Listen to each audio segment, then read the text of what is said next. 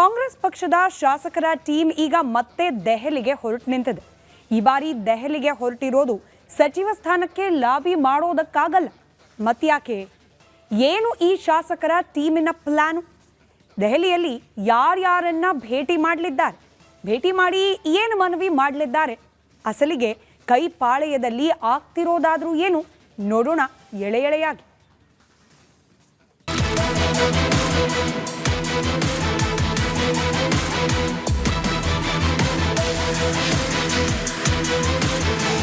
ಕಳೆದ 3 ವರ್ಷದಿಂದ ಕಾಂಗ್ರೆಸ್ ಪಕ್ಷದ ನಾಯಕರು ಶಾಸಕರು ಅದೆಷ್ಟು ಬಾರಿ ರಾಷ್ಟ್ರ ರಾಜಧಾನಿಯ ಪ್ರವಾಸ ಮಾಡಿದ್ರು, ಅದಕ್ಕಾಗಿ ಅದೆಷ್ಟು ಹಣ ಫ್ಲೈಟ್ ಚಾರ್ಜ್ಗೆ ಖರ್ಚು ಮಾಡಿದ್ರು, ಅದೆಷ್ಟು ದಿನ ದಿಲ್ಲಿಯ ಕರ್ನಾಟಕ ಭವನದಲ್ಲಿ ವಾಸ್ತವ್ಯ ಹೂಡಿದ್ರು, ಅದೆಷ್ಟು ಸಮಯ ವರಿಷ್ಠರ ಭೇಟಿಗಾಗಿ ಕಾದ್ರು, ಹಾಗೆ ಕಾದು ಕಾದು ಅದೆಷ್ಟು ಬಾರಿ ವರಿಷ್ಠರ ಭೇಟಿ ಮಾಡಿದ್ರು, ಹೇಗೆಲ್ಲ ಮನವಿ ಮಾಡಿದ್ರು, ಬಹುಶಃ ಈ ನಾಯಕರಿಗೆ ಲೆಕ್ಕ ಇಲ್ಲ, ಅರಿವೂ ಇಲ್ಲ. ಇಷ್ಟೆಲ್ಲ ಮಾಡಿದ ನಂತರ ಇವರೆಲ್ಲ ಮಂತ್ರಿ ಆಗಲಿಲ್ಲ. ಮಂತ್ರಿ ಆಗಲಿಲ್ಲ ಅನ್ನೋ ಕಾರಣಕ್ಕೆ ಈಗ ಮತ್ತೆ ದೆಹಲಿಗೆ ಬಂದಿಳಿದಿದ್ದಾರೆ, ಮತ್ತೆ ಠಿಕಾಣಿ ಹೂಡಿದ್ದಾರೆ, ಮತ್ತೆ ವರಿಷ್ಠರ ಭೇಟಿ, ಲಾಬಿ, ಪ್ರಯತ್ನ, ಮನವಿ ಮುಂದುವರೆಸಿದ್ದಾರೆ.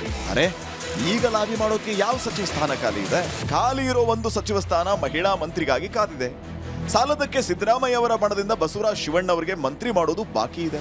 ಬಸವರಾಜ ಶಿವಣ್ಣ ಅವರಿಗೆ ಮಂತ್ರಿ ಮಾಡದ ಬಗ್ಗೆ ಇತ್ತ ಸಿದ್ದರಾಮಯ್ಯಗೆ ಅಸಮಾಧಾನ ಇದೆ ಅನ್ನೋ ಮಾತಿದೆ. ವಿಷಯ ಹೀಗಿರುವಾಗ ದೊಡ್ಡ ನಾಯಕರ ಪ್ರಯತ್ನದ ನಂತರವೂ ಹಲವರಿಗೆ ಮಂತ್ರಿ ಸ್ಥಾನ ಸಿಗದೇ ಇರುವಾಗ ಇವರಿಗೆ ಯಾವ ಮಂತ್ರಿ ಸ್ಥಾನ ಸಿಗುತ್ತೆ ಅನ್ನೋದು ಅತ್ಯಂತ ಸಹಜ ಪ್ರಶ್ನೆ. ಆದರೆ ಇವರ ಪ್ರಯತ್ನ ಮಂತ್ರಿ ಸ್ಥಾನಕ್ಕಾಗಿ ಅಲ್ಲ. ಇವರೆಲ್ಲ ಈಗ ದೆಹಲಿಯಲ್ಲಿ ಬೀಡು ಬಿಟ್ಟಿರೋದು ಸಚಿವ ಸ್ಥಾನಕ್ಕಾಗಿ ಲಾಬಿ ಮಾಡೋದಕ್ಕಾಗಿ ಅಲ್ಲ. ನಮಗೆ ಇನ್ನು ಮಂತ್ರಿ ಸ್ಥಾನ ಸಿಗಲ್ಲ ಅನ್ನೋ ಮಾತನ್ನ ಈ ನಾಯಕರೇ ಒಪ್ಕೊಂಡ್ಬಿಟ್ಟಿದ್ದಾರೆ. ಹಾಗಾದ್ರೆ ಮತ್ಯಾಕೆ ದೆಹಲಿಯಲ್ಲಿ ಈ ಲಾಬಿ ಅನ್ನೋ ನಿಮ್ಮ ಪ್ರಶ್ನೆಗೆ ಈ ನಾಯಕರ ಬಾಯಲ್ಲಿ ಉತ್ತರ ಕೇಳಿ. ಜನ ಸುಮಾರು 10 ಜನ ಹೋಗ್ತಾ ಇದೀವಿ. ಅಲ್ಲ, ನಿಮ್ಮ ಟೀಮಲ್ಲಿ ಇದ್ದಿದ್ದು 21 ಜನ. ಈಗ ಎಲ್ಲರೂ ಬೇರೆ ಕಾರ್ಯಕ್ರಮಗಳಿದ್ದಾವೆ, ಎಲ್ಲರೂ ಬರೋಕ್ಕಾಗಲ್ಲ.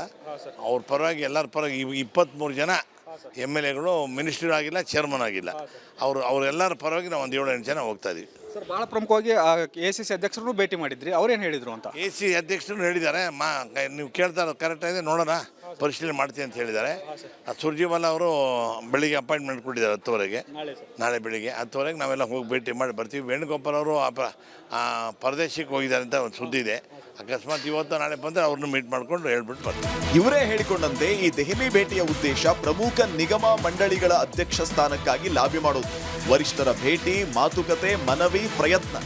ಇದಕ್ಕಾಗಿಯೇ ದೆಹಲಿಯಲ್ಲಿ ಈ ನಾಯಕರು ಬೀಡು ಬಿಟ್ಟಿದ್ದಾರೆ. ಇವತ್ತು ರಣದೀಪ್ ಸಿಂಗ್ ಸುರ್ಜೇವಾಲಾ ಭೇಟಿ, ನಂತರ ಮಲ್ಲಿಕಾರ್ಜುನ್ ಖರ್ಗೆ ಭೇಟಿ. ಈ ಮೂಲಕ ಹೇಗಾದ್ರೂ ಕಡೆ ಪಕ್ಷ ಪ್ರಮುಖ ನಿಗಮ ಮಂಡಳಿಗಳ ಅಧ್ಯಕ್ಷ ಸ್ಥಾನವಾದ್ರೂ ಸಿಗಬೇಕು ಅಂತ ಈಗ ರಾಷ್ಟ್ರ ರಾಜಧಾನಿಯಲ್ಲಿ ಠಿಕಾಣಿ ಹೂಡಿದ್ದಾರೆ. ಹೀಗೆ ದೆಹಲಿಗೆ ಹೋಗಿರೋ ನಾಯಕರು ಯಾರ್ಯಾರು ಅಂದರೆ ಶಾಸಕ ಅಶೋಕ್ ಪಟ್ಟಣ್ ನೇತೃತ್ವದಲ್ಲಿ ಮಾಲೂರು ನಂಜೇಗೌಡ, ತರೀಕೆರೆ ಶಾಸಕ ಶ್ರೀನಿವಾಸ್, ಕೋನ್ರೆಡ್ಡಿ, ಹಂಪನಗೌಡ ಬಾದರ್ಲಿ, ಬಸನಗೌಡ ದದ್ದಲ್ ಹಾಗೂ ಶಾಂತನಗೌಡ ಸೇರಿದಂತೆ 8-10 ಮಂದಿ ದಿಲ್ಲಿಯಲ್ಲಿ ವಾಸ್ತವ್ಯ ಹೂಡಿ ಲಾಬಿ ನಡೆಸಿದ್ದಾರೆ. ನಾವು ಕೇಳ್ತಾ ಇದೀವಿ ಅಷ್ಟೇ. ಅಂದ್ರೆ ಈ ಹಿಂದೆ ನೀವು ಸಚಿವ ಸ್ಥಾನ ಕೇಳಿದಾಗೂ ಸಿಕ್ಕಿಲ್ಲ, ಈಗ ದೆಹಲಿಗೆ ಹೋದ್ರೆ ಕೊಡ್ತಾರೆ ಅನ್ನೋ ಭರವಸೆ ಇದೆಯಾ ಅಂತ? ಭರವಸೆ ಇಟ್ಕೊಂಡೇ ಹೋಗ್ಬೇಕಲ್ಲ. ಭರವಸೆಯಿಂದನೇ ನಾವೆಲ್ಲ ಬದುಕ್ತಾ ಇರೋದು. ಯಾವಾಗಲೂ ಭರವಸೆ ಇಟ್ಕೊಂಡೇ ಹೋಗ್ಬೇಕು, ಟ್ರೈ ಮಾಡ್ತಾನೆ ಹೋಗ್ಬೇಕು, ಪ್ರಯತ್ನ ನಡೆಸ್ತಾನೆ ಇರಬೇಕು. ಒಂದಲ್ಲ ಒಂದಿನ ನಮಗೆ ಪ್ರಯತ್ನ ಸಕ್ಸಸ್ ಆಗ್ತದೆ. ಈಗ ಮುಖ್ಯ ಸಚೇತಕರಾಗಿದ್ದೀರಿ, ಅದೇ ಸ್ಥಾನದಲ್ಲಿ ಮುಂದುವರಿತೀರಾ ಹೇಗೆ ಅಂತ? ಇಲ್ಲ, ನನಗೆ ಮುಂದುವರಿಯೋಕ್ಕೆ ಇಷ್ಟ ಇಲ್ಲ. ನಾನು ಒಂದು ಬೋರ್ಡ್ ಕಾರ್ಪೊರೇಷನ್ ಚೇರ್ಮನ್ ಆಗೋಕೆ 8 ವರ್ಷ ಮಾಡಿದ್ದಾಗಿದೆ. ನಾನು ಅದರಿಂದ ಇದು ಬಿಡುಗಡೆ ಮಾಡಿ ಯಾವುದೋ ಒಳ್ಳೆ ಚೇರ್ಮನ್ ಮಾಡು ಅಂತ ಕೇಳ್ಕೊಂಡಿದ್ದೀನಿ. ಪರಿಶೀಲನೆ ಮಾಡ್ತೀನಿ ಅಂತ ಹೇಳಿದ್ದಾರೆ. ದೆಹಲಿಗೆ ಹೋಗಿರೋ ಶಾಸಕರ ಪೈಕಿ ಬಹುತೇಕರು ಹಿರಿಯ ಶಾಸಕರು. ಅಶೋಕ್ ಪಟ್ಟಣ್, ಹಂಪನಗೌಡ ಬಾದರ್ಲಿ ಅಂತೆ ಕೆಲವರಂತೂ 4-5 ದಶಕಗಳಿಂದ ರಾಜಕಾರಣದಲ್ಲೇ ಇರೋದು. ಆದರೆ ಒಂದು ಬಾರಿಯೂ ಮಂತ್ರಿ ಆಗದ ಕಾರಣ ಈಗ ಲಾಭದಾಯಕವಾದ ನಿಗಮ ಮಂಡಳಿಯಾದರೂ ಸಿಗಲಿ ಅಂತ ಪ್ರಯತ್ನ ನಡೆಸಿದ್ದಾರೆ.